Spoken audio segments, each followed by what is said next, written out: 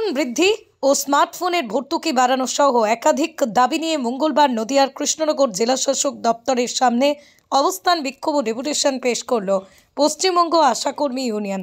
শহরের প্রাণকেন্দ্র থেকে মিছিল করে এসে বিক্ষোভে সামিল হন আশা ও অঙ্গনওয়াড়ি কর্মীরা। হাতে প্ল্যাকার্ড তুলে তারা প্রশাসনের দৃষ্টি আকর্ষণ করেন। আন্দোলনকারীদের অভিযোগ, কাজের স্বার্থে স্মার্টফোন অত্যাবশ্যক হলেও রাজ্য সরকার মাত্র 10,000 টাকা বরাদ্দ করেছে, যা দিয়ে আধুনিক 5G ফোন কেনা সম্ভব নয়। পাশাপাশি মাসের পর মাস ইনসেন্টিভের টাকা আটকে রাখা হচ্ছে বলে অভিযোগ।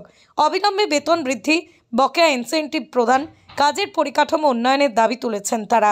এদিন ডেপুটেশন জমা দেওয়ার সময় পশ্চিমবঙ্গ আশাকর্মী ইউনিয়নের নদিয়া জেলার সভাপতি জানান, স্মার্টফোন কেনার ক্ষেত্রে সরকারের আরোপ করা 14টি শর্ত অবিলম্বে প্রত্যাহার করতে হবে। তিনি আরও বলেন, 3-4 মাস ধরে ইনসেন্টিভের টাকা বকেয়া রাখা হচ্ছে। বেতন বৃদ্ধি করতে হবে এবং কাজের সময় কোনো কর্মীর মৃত্যু হলে পরিবারকে 5 লক্ষ টাকা আর্থিক সাহায্য দিতে হবে। দাবি পূরণ না হলে আগামী দিনে কর্মবিরতিতে নামার হুঁশিয়ারি দিয়েছেন তারা।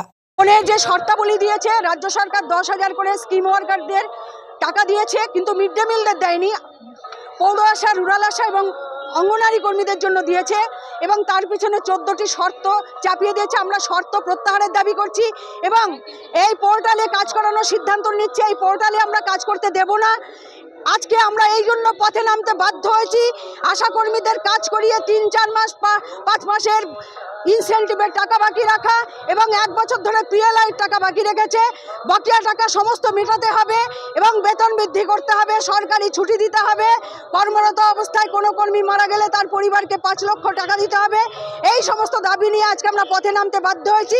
আমাদের দাবি যদি সরকার কর্ণপাত না করে তাহলে আমরা এরপরে কর্মবিরতিতে নামতে বাধ্য হব।